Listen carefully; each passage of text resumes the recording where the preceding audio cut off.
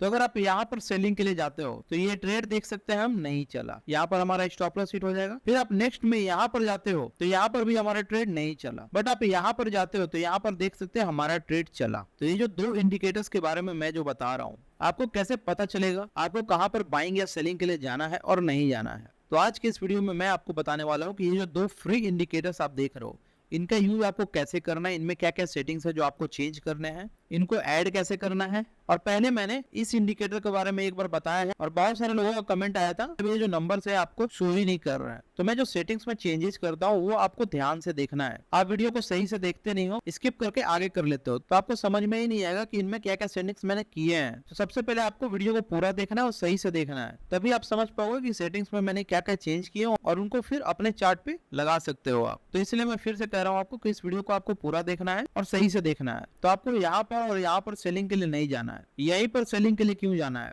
वैसे ही अगर आप बाइंग के लिए जा रहे हो तो यहाँ पर आपको बाइंग के लिए नहीं जाना है, यहाँ भी आपको बाइंग के लिए नहीं जाना है और यहाँ भी आपको बाइंग के लिए नहीं जाना है। ठीक है, तो इस वीडियो के लास्ट तक आपको पता चल जाएगा कि आपको कहाँ पर बाइंग के लिए जाना है और कहाँ पर सेलिंग के लिए जाना है। तो ये रहा निफ्टी का चार्ट। यहाँ पे जो हम टाइम फ्रेम यूज करेंगे वो है 5 मिनट टाइम फ्रेम। उसके बाद हम इंडिकेटर ऐड करेंगे, तो हम इंडिकेटर सेक्शन में आएंगे और यहाँ पे सर्च करेंगे पहला इंडिकेटर जिसका नाम है RSI कर्नेल ऑप्टिमाइज्ड। आप जैसे ही सर्च करोगे RSI कर्नल ऑप्टिमाइज यहाँ पर आ जाएगा, आपको इसको ऐड कर लेना है। उसके बाद आपको यहाँ पर कुछ शो नहीं कर रहा होगा, बस केवल ये डैशबोर्ड शो कर रहा होगा। ठीक है, तो यहाँ पर आपको इसके सेटिंग्स में आना है। यहाँ पर आपको RSI सेटिंग्स दिख रहा होगा, सोर्स जो है वो क्लोज दिख रहा होगा, आपको क्लोज रहने देना है। पिवट का हाई लेंथ जो है वो 21 है और पिवट का लो लेंथ है वो 21 है। ठीक है, आपको सेम रहने देना है। आपको चेंजेस कहाँ करने हैं, यहाँ पे करने हैं। ठीक है, तो KD जो है उसमें आपको एक्टिवेशन थ्रेशोल्ड यहाँ पर मीडियम दिख रहा होगा, यहाँ पर आपको हाई कर देना है। तो ये पहला सेटिंग हो गया। सेकंड सेटिंग में कर्नेल दिख रहा होगा आपको, यहाँ पर आपको दिख रहा होगा यूनिफॉर्म, आपको ग्यूजियन दिख रहा होगा और आपको सिग्मोइड दिख रहा होगा। तो आपको यहाँ पर ग्यूजियन रहेगा। ठीक है, अब ये तीनों के बारे में मैं बताता हूँ आपको। तो आप अगर हायर टाइम फ्रेम पे करते हो तो आपको यूनिफॉर्म करना है। जैसे आप 30 मिनट्स 1 आवर या उसके ऊपर टाइम फ्रेम पे करते हो तो आपको यूनिफॉर्म करना है। और अगर आप ग्यूजियन करते हो तो ग्यूजियन आपको कब करना है, जब आपका 5 मिनट हो, 15 मिनट्स हो, 3 मिनट्स हो, तब आपको करना है। उसके बाद आपको यहाँ दिख रहा होगा सिग्मोइड। सिग्मोइड कब करना है, जब आपको 1 मिनट पे करना है। ठीक है, मतलब आप अगर लोअर टाइम फ्रेम पे करना चाहते हो तो आप सिग्मोइड कर सकते हो। तो ये तीन चीजें हो गए। तो मैं 5 मिनट पे कर रहा हूँ तो मैं यहाँ पर ग्यूजियन ही करूंगा। उसके बाद आपको यहाँ बैंडविड्थ दिख रहा होगा, बैंडविड्थ आपको सेम रहने देना है 2.718। ठीक है, यही आपको बैंडविड्थ रखना है। एन डिग्री बेंच जो है वो 100 है, 100 ही आपको रहने देना है। डैशबोर्ड यहाँ पर ऑन रहने देना है और यहाँ पर आपको शो करेगा डैशबोर्ड। उसके बाद आपको यहाँ पर दिख रहा होगा हाई पिवट जो है वो रेड कलर का शो करेगा, न्यूट्रल जो है वो ग्रे कलर का शो करेगा और लो पिवट आपको ग्रीन कलर का शो करेगा। ठीक है, उसके बाद आपको ओके कर देना है। तो ये हमारा सेटिंग्स पहला इंडिकेटर में सब कुछ हो चुका है। अगर आपको सही से समझ में नहीं आओ तो आप एक बार पीछे करके वीडियो देख लो, इसको बढ़िया से आपको याद रखना है कि क्या क्या सेटिंग्स मैंने किए हैं। ठीक है, उसके बाद सेकंड इंडिकेटर में ऐड करूंगा तो यहाँ पर इंडिकेटर सेक्शन में आऊंगा और यहाँ पे सर्च करूंगा इंडिकेटर का नाम जो है थीटा शील्ड। अब जैसे लिखोगे थीटा शील्ड, यहाँ पर आ जाएगा थीटा शील्ड, इसको आपको ऐड कर लेना है।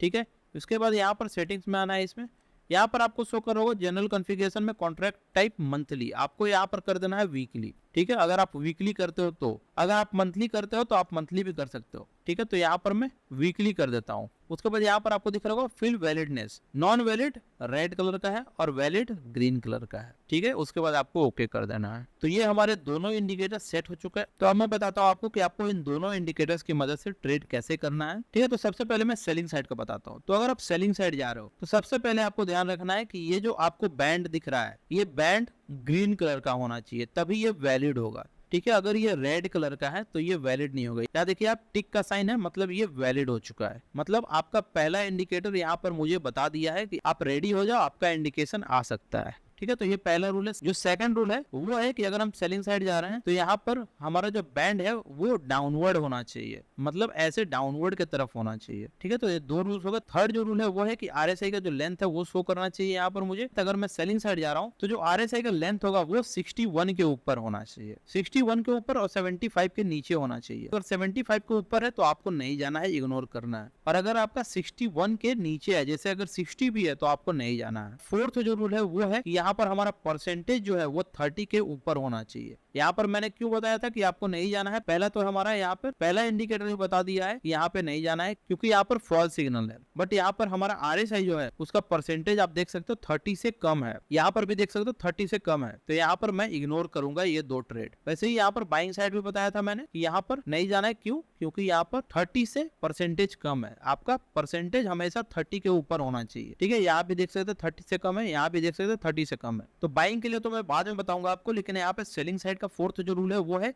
कि आपका परसेंटेज जो है वो 30 से ऊपर होना चाहिए, तो यहाँ पर 30 से ऊपर है। फिफ्थ जो रूल है वो है कि एक अच्छा कैंडल स्टिक बनना चाहिए, तो ये एक अच्छा बियरिश कैंडल स्टिक है। अगर यहाँ पर मैं सेलिंग साइड जा रहा हूँ और अगर मेरा कोई इस टाइप का कैंडल बना दिया तो मैं यहाँ पर इग्नोर करूंगा, क्योंकि यहाँ विक जो है वो नीचे की ओर ज्यादा है और ऊपर की ओर कम है। इसका मतलब क्या है कि नीचे से जो मार्केट है वो पुश कर रहा है मार्केट को ऊपर जाने के लिए, तो अगर आप सेलिंग साइड जा रहे हो तो एक अच्छा कैंडल स्टिक नहीं है, तो ये कैंडल स्टिक का भी आपको ध्यान रखना है। ठीक है, ये फिफ्थ रूल हो गया। और जो सिक्स्थ रूल है वो है कि RSI का जो यहाँ पर आपको टेबल दिख रहा होगा, यहाँ पर आपको बियरिश KDE दिखना चाहिए। अगर यहाँ पर बुलिश KDE है तो आप यहाँ पे नहीं जा सकते हो, बियरिश KDE होना चाहिए। तो ये टोटल 6 रूल हो गए जो आपको फॉलो करना है अगर आप यहाँ पर इन दोनों इंडिकेटर्स की मदद से ट्रेड करते हो तो। ठीक है, तो यहाँ पर देख सकते हैं हम, यहाँ पर हमारा एक ट्रेड बन चुका है।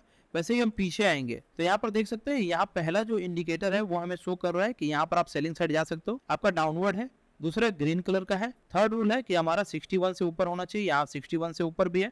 फोर्थ जो रूल है वो है कि परसेंटेज आपका 30 के ऊपर होना चाहिए, यहाँ 30 के ऊपर है। फिफ्थ जो रूल है वो है कि एक अच्छा कैंडल स्टिक बनना चाहिए, एक अच्छा कैंडल स्टिक बना है। सिक्स्थ रूल यहाँ पर बियरिश KDE होना चाहिए, बियरिश KDE है, तो आप यहाँ पर भी जा सकते हो। ठीक है, अगर आप यहाँ पे जाते हो तो यहाँ भी आपका अच्छा ट्रेड बन चुका है।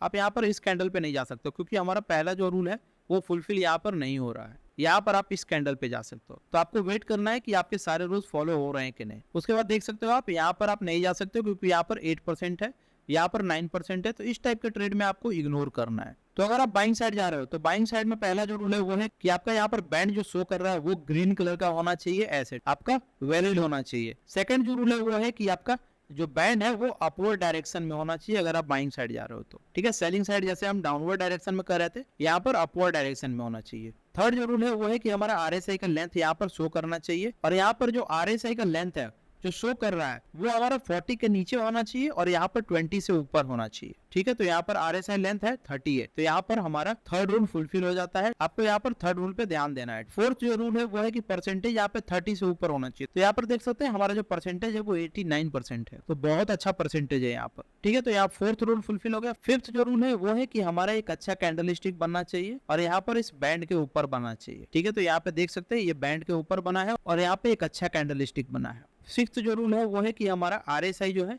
वो यहाँ पर बुलिश होना चाहिए, तो यहाँ पर आपको जब बुलिश शो करेगा तभी आपको यहाँ पे जाना है। अगर मैं यहाँ पे जाता इस कैंडल स्टिक पे तो यहाँ पर मुझे एक अच्छा ट्रेड मिल जाता। ठीक है, तो ये टोटल 6 रूल हो गए बाइंग साइड के और सेलिंग साइड के जो आपको फॉलो करने हैं अगर आप इन इंडिकेटर्स की मदद से ट्रेड करते हो तो। और रही बात स्टॉप लॉस और टारगेट की, तो आपको स्टॉप लॉस कहाँ लगाना है? आपको स्टॉप लॉस RSI की मदद से लगानी है। RSI की हेल्प से अगर आपको स्टॉप लॉस लगाने नहीं आता है तो आप वीडियो देख सकते हो, मैंने ऑलरेडी वीडियो बना रखा है। और टारगेट कहाँ रखना है? आपको टारगेट रखना है आपको 1:1 और उसके बाद 1:2। ठीक है, आप टारगेट उससे ज्यादा भी ले सकते हो, लेकिन आइडियल टारगेट जो होगा वो होगा 1:1 और उसके बाद 1:2। ठीक है, 1:1 पे आपको हाफ क्वांटिटी निकाल देना और फुल क्वांटिटी आपको निकाल देना है 1:2 पे। और आपको इस बात का भी ध्यान देना है कि मैंने जो सेटिंग्स बताए हैं, मैंने जो रूल्स बताए हैं वो आपको फॉलो भी करना है। और अगर आप इसको लाइव मार्केट में यूज करना चाहते हो तो सबसे पहले आपको क्या करना है, इन दोनों इंडिकेटर्स को ऐड करके इनमें सेटिंग्स करके आपको सबसे पहले अपने से बैक टेस्ट कर लेना है। बैक टेस्ट करने के बाद आपको लगेगा कि ये इंडिकेटर आपके लिए सही है तो आप इसका यूज कर सकते हो। तो बैक टेस्ट बहुत कंपलसरी है, कोई भी इंडिकेटर हो कोई भी स्ट्रेटजी हो, आपको सबसे पहले बैक टेस्ट कर लेना है। और अगर आप ट्रेड लेते हो तो आपको रिस्क रिवॉर्ड भी अपने फेवर में रखना है। अगर बहुत बड़ा कैंडल बन जाता है यहाँ पर, चाहे बियरिश ही कैंडल हो, बट यहाँ पर इतना बड़ा कैंडल बन जाता है तो आपका स्टॉप लॉस बहुत बड़ा हो जाएगा, तो आपको रिस्क रिवॉर्ड भी अपने तरीके से रखना है, अपने हिसाब से रखना है। अगर आप 180 पॉइंट्स का स्टॉप लॉस रख सकते हो तो आप ले सकते हो, बट अगर आप इतना रिस्क नहीं ले सकते हो तो आपको वहां पर इग्नोर करना है ट्रेड को। तो आपको ट्रेड को इग्नोर करना भी जानना चाहिए। ठीक है, तो आप समझ गए होंगे कि इन दोनों इंडिकेटर्स का यूज आपको कैसे करना है। तो आई होप आपको ये वीडियो अच्छा लगा होगा। इस वीडियो को लाइक करो, शेयर करो और सब्सक्राइब करो हमारे चैनल को। Thank you so much guys.